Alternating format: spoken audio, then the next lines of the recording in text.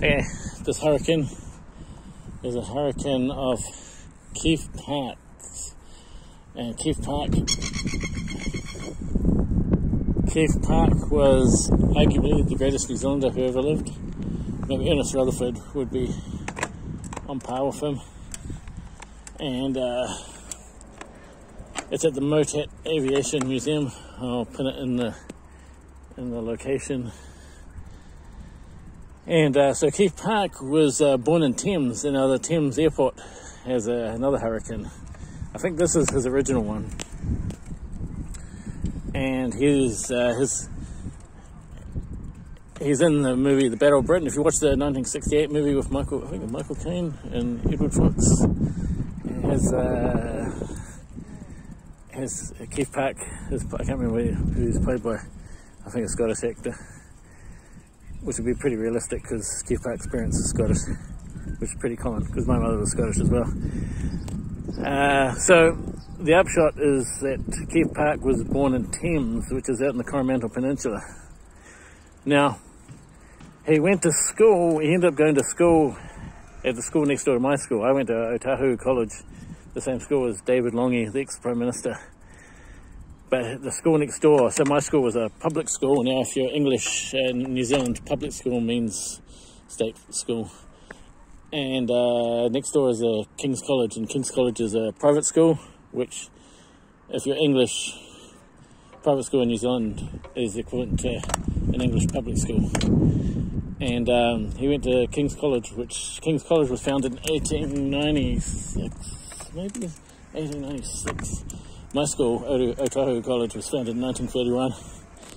Now the upshot is he went to King's College, next door to my school, and then he went to World War One, and in World War One he served in the New Zealand Army, and he was wounded by an artillery shell. The artillery shell, he was on behind a horse, you know, carrying something, logistics, transport, and the artillery shell landed next to him and wounded him. And after he was wounded, when he went back, instead of going to the army, he went to the New Zealand Army. He went to the Royal Flying Corps, the precursor to the Royal Air Force, and he became a fighter ace. I think he flew BE-2s. I think he shot down, it depends, between 13 and 24 enemy aircraft in World War One.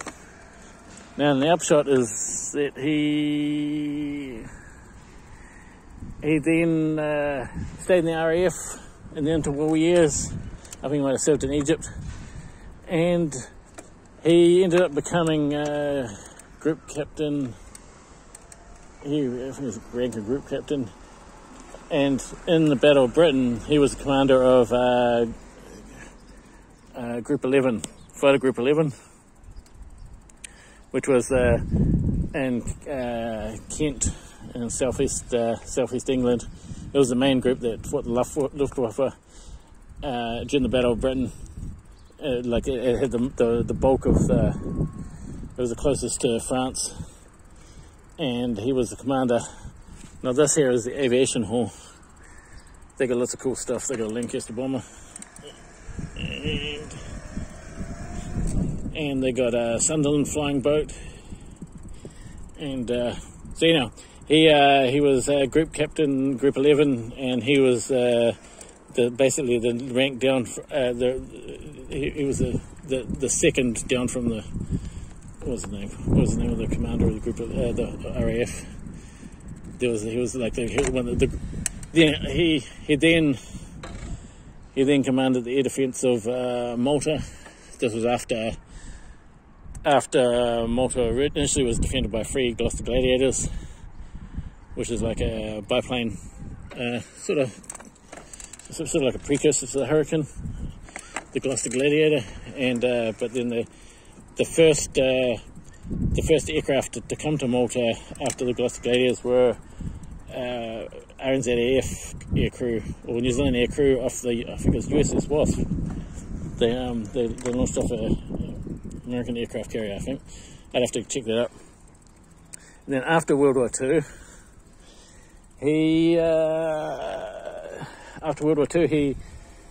he became acting Supreme Allied Commander in Europe while Montgomery was on a tour of New Zealand and Australia. And so he was a stand-in for Montgomery, who was the Supreme Allied Commander after World War II. And he died on Waitangi Day, which is like the national holiday in New Zealand, sort of, on February 6, 1976, I think. And yeah, he is arguably the greatest New Zealander, I would argue. Ernest Rutherford would be, who was Ernest Rutherford was into atomic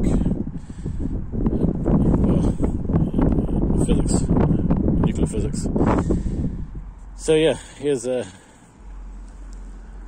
here we have Motet. If you come to Auckland, I'd recommend you buy a ticket to Motet. There's the main Museum of Transport and Technology, and then if you come around on the tram, which comes around from here. Here's the tram, and it comes here to the aviation section. They've got a Lancaster, Sunderland flying boat, Mosquito.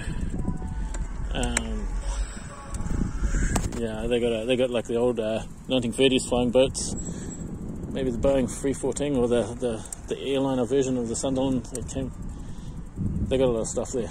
And also on the same block you got the zoo as well. Okay, I better get going home. I think I'll just cruise along here along the tram line. So here we're at the tram line, and here we go. That's the tram line there.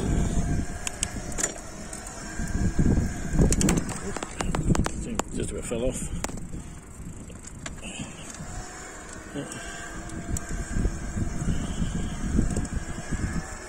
So if you want to know anything else about Auckland, New Zealand, just put it in the comments what you want to see, and I'll catch you later.